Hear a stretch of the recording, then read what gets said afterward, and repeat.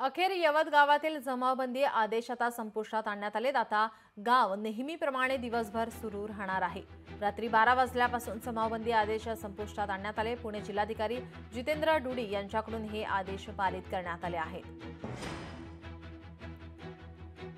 सुरू केल्याबद्दल आम्ही शासनाचं व राज्यकर्त्यांचे आभार मानतो आणि यापुढे ग्रामस्थांनी शासनाने इतकं बारकाईने लक्ष दिलं पाहिजे की असे अनुचित प्रकार घडले नाही पाहिजे। संचारबंदी आमच्या गावामध्ये लागू होती, त्यामुळे सगळे व्यवसाय फटका बसला, सगळे व्यवसाय बंद होते।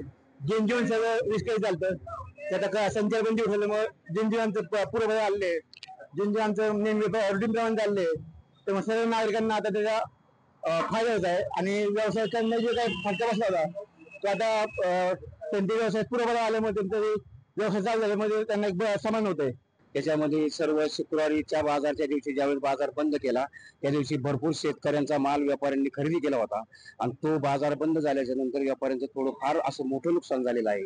त्याच्यानंतर बाजारपेठ बंद झाल्यावर सणासुदीचे दिवस असताना बाजारपेठेमध्ये फार मोठा परिणाम होऊन एक 25-30 गावातली लोक रोज यवतला ये जा करत असतात आणि त्याच्यावर त्या बाजारपेठेवर पूर्ण मोठा परिणाम झालेला आहे। लोकशाही मराठी ऐका, पहा, जागरूक रहा।